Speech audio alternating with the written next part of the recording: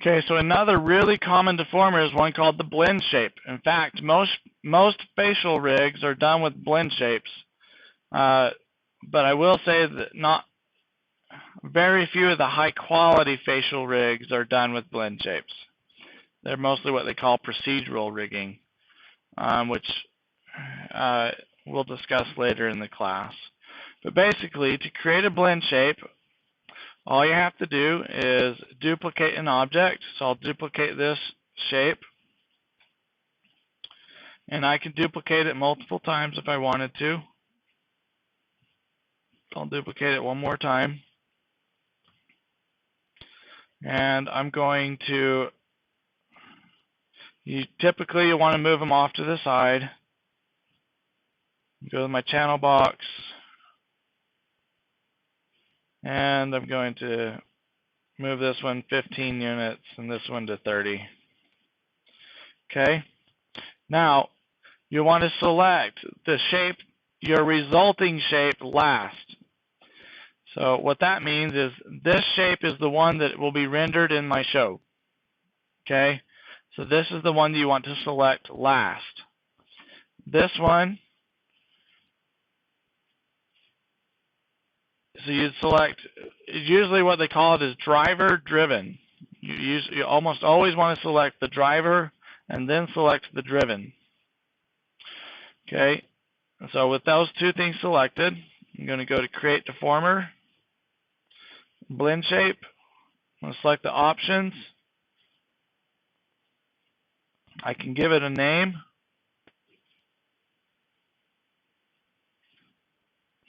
We'll call this number 1, because I don't really know what I'm trying to accomplish here. And we want to tell it to go to local instead of world. What that means is it's not going to take into account where the transform exists. It's just going to take into account where the components exist in relation to its own transform. Now, we can experiment with that here in the next minute or so. And we can tell it to check topology. And we can tell it where to be in the list, in the chain of the deformation order. We haven't discussed that yet, but we will. Okay, so I'll click Create. And now what you'll see is there's a special menu for blend shapes. So if you go to the window, Animation Editors, Blend Shape, you'll see that I now have this blend shape called number 1.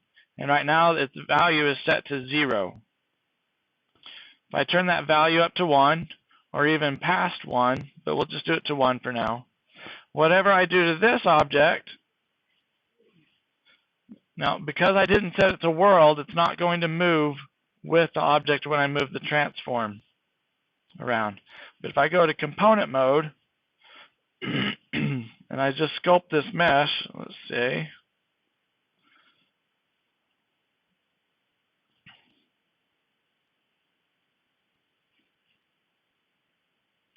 I don't know what happened to my cursor, but okay, we'll just forget that. We won't sculpt it. We'll just select parts of it. So if I select part of it, we'll at least do soft select. I want it to look kind of pretty, I guess.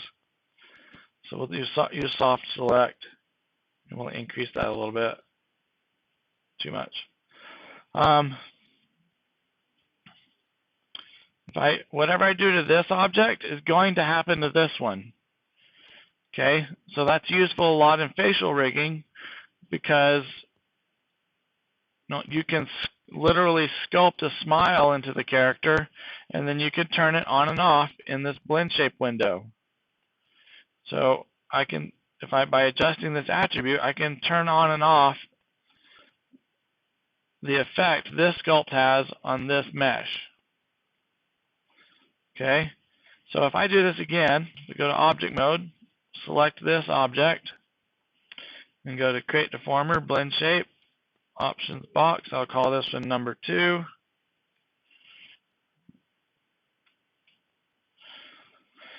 Click Create.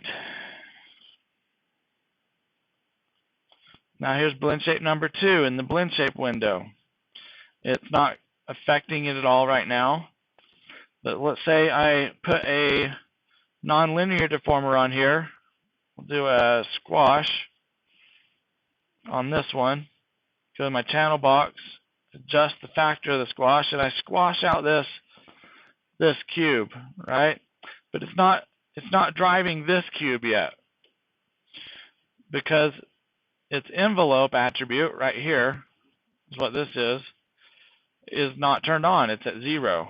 But if I dial that up, then it's going to match that blend shape.